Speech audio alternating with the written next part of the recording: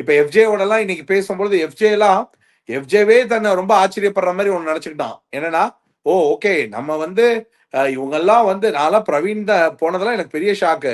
ஆனா இவங்க எல்லாம் போய் நான் வந்து பிரவீன் போக நினைக்கல. நான் பல பேருக்கு நான் போய் அட்வைஸ் பண்ணேன். சார் உங்களுக்கே வந்து நீங்க எப்படி இருக்கீங்கன்னு இன்னும் தெரியாது.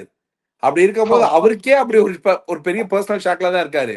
சரி, இதெல்லாம் ஒரு பக்கம் இருக்க, இந்த ஓவராலா வந்து 50 டேஸ் உண்மையிலேயே வந்து 50 டேஸோ 21 டேஸோ யார் இந்த இந்த வண்டி எல்லாம் எப்படி கிளம்பாம வெயிட் பண்ணுது அப்படின்னா, அதுக்கு மேஜர் காரணமே விஜய் டிவி தான். இதுல என்ன டவுட்?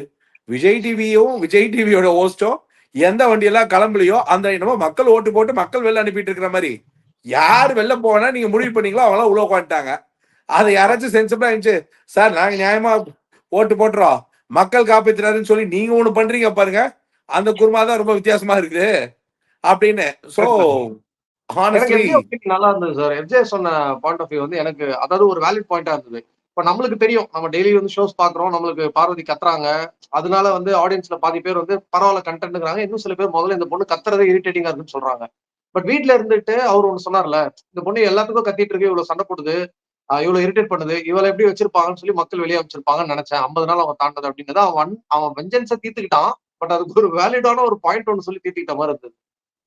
நல்ல பாயிண்ட் தான். இப்ப என்னை பொறுத்த வரைக்கும் எல்லாருக்கும் மேல வச்ச பாயிண்ட்டும் வந்து அவங்க பெர்ஸ்பெக்டிவ்ல இருந்து அவங்களுடைய காம்படிட்டிவ் ஃபைட் படி அது வேலிடான பாயிண்ட் தான். பட் ஆனா என்னன்னா, மக்களுக்கு அதுல எது அக்லி, எது நான் அக்லி, எது கன்சிடரபிளி குட், எது கன்சிடரபிளி டூ ஹேட்ரட் அப்படின்றது அதை தானே அவங்க டிஃபரன்ஷியேட் பண்றாங்க. இப்போ so end of the day it doesn't mean Paru's game is too dirty, nor Vikram's game is too high, or Ghost game of Sabri is too good. அதாவது இருக்கானா இல்லையானே தெரியாம விளையாடுற சபரி கேமிங் தான். நீங்க நம்ம ஒரு கெமி ரம்யாவை சொல்ற ஈக்குவலன்ட்ல ஒருத்தன் பிரசன்ஸ் இருக்கு. ஆனா இந்த கேம்ல என்ன பொட்டன்ஷியலி ஹேஸ் கிரியேட்டட் அ சேஞ்ச்னா, சபரியோட கேம்ல சபரியும் சுபிக்ஷாவும் பெரிய டிஃபரன்ஸ் எல்லாம் கிடையாது. ரெண்டு பேரும் ஒண்ணுதான். சபரி, சுபிக்ஷா, வியனா இந்த மூணுமே ஒரே ஸ்கேல் தான். என்ன இதுல ஆடல சபரி ஃபர்ஸ்ட், அதை விட கொஞ்சம் பர்சன்டேஜ் கம்மி சுபிக்ஷா, அதை விட கொஞ்சம் பர்சன்டேஜ் கம்மி வேணா. ஆனா இவங்க மூணு பேரோட த்ரெட், ஏன்னா அரோரா, ரம்யா, கெமி என்னவோ அந்த 3 லைன்.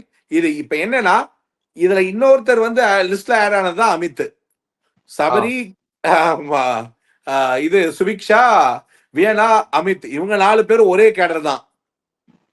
எனக்கு ரம்யாக்கு ஹோல்ட் பண்ணி இன்னைக்கு ட்விஸ்ட் அடிச்சது வந்து, ரம்யாவை எல்லாரும் சொல்லும் போது ரம்யாவை இந்த சேவிங் பேட்ல கடைசியா கொண்டு வந்து பண்ணது அது ஒரு வித்தியாசமான, என்னடா ரொம்ப முக்கியமான விஷயங்கள்லாம் நடந்துட்டு இருக்கு, அதை விட்டுட்டு சம்பந்தமே இல்லாத சப்ப கண்டென்ட் பேசிட்டு இருக்கீங்களா நினைக்கிறீங்களா? அப்படி கிடையாது. எப்பவுமே வார்ம் அப் தான் மேட்சுக்கு ரொம்ப முக்கியம். ஏன்னா இன்னைக்கு நடந்தது அவ்வளோ குருமா. அந்த குருமாவை நம்ம பேசணும்னா கொஞ்சம் கொஞ்சம் அது எப்படின்னா, வண்டி ஸ்டார்ட் ஆகி எல்லாரும் வந்துட்டார் இவனுங்க 10 நிமிஷம் வரல, பக்கத்து பார்க்கிங்ல உட்காந்துருக்கோம் அப்படின்னு சொல்லுவாங்கல்ல, அதான் வரணும்ல. அவங்களாம் வரணுன்றதுக்காக தான் கொஞ்ச நேரம் வார்ம் அப்பா பேசிட்டு இருந்தது. நம்ம நேரா இப்போ வந்து தேவையான கண்டென்ட்டுக்குள்ள போயிடுவோம். இந்த தேவையான கண்டென்ட்லயே ரொம்ப முக்கியமான கண்டென்ட் என்னன்னா, அதாவது மாருதி சுசுகியோடைய அதாவது இந்த கார் கம்பெனியோடைய மிக தரமான ஐடியா. இந்த ஐடியாவை யோசிச்சாங்க பாத்தீங்களா? இந்த ஷோலயே 50வது நாள்ல ஒரு மிகப்பெரிய பிரம்மாண்டமான ஒரு எக்ஸிட்டை வந்து கெமிக்கு கொடுத்தாங்க.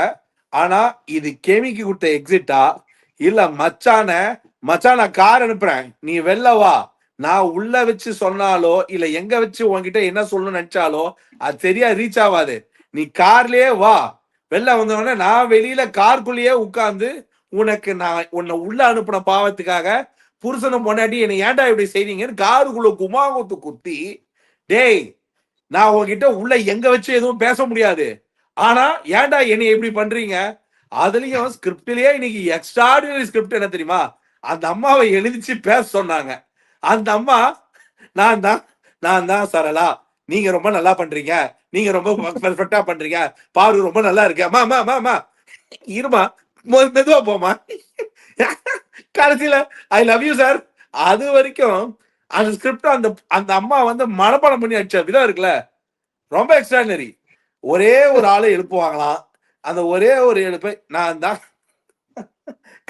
காதலால கூர்கா தமிழ்வாதியார் வந்து கூர்கா துப்பாக்கி அது மாதிரி அந்த அம்மா எழுந்துச்சு, என்னதான் உங்க நண்பரா இருந்தாலும் நீங்க அதை கேள்வி கேட்கிற விதமும், என்னதான் பாருக்கு அடிபட்டாலும் அதை நீங்க அட்ரஸ் பண்ற விதமும், என்ன என்ன ஆக்சுவலா தலைவர் அதை கேட்டு வாங்கிட்டார் சார். அவங்க வந்து முதல்ல சாண்ட்ரா வேற ஏதோ பேசி முடிச்சாங்க அரோரா அதெல்லாம். பட் அப்புறம் அவர் சொன்னாரு, என்ன பத்தி நீங்க உங்க அனலைசேஷன் ரொம்ப நல்லா இருக்கு, என்ன பத்தி கொஞ்சம் சொல்லுங்கம்மா அப்படின்னு போது அதெல்லாம் வந்தது. சோ அது ஒரு கியூவா பாஸே பாஸே அந்த அம்மாவை எழுப்பிட்டு இதுதான் ஸ்கிரிப்டே, அவங்க நீங்க வந்து 50 நாள் யார் நினைக்கிறீங்கன்றதான் ஸ்கிரிப்ட்.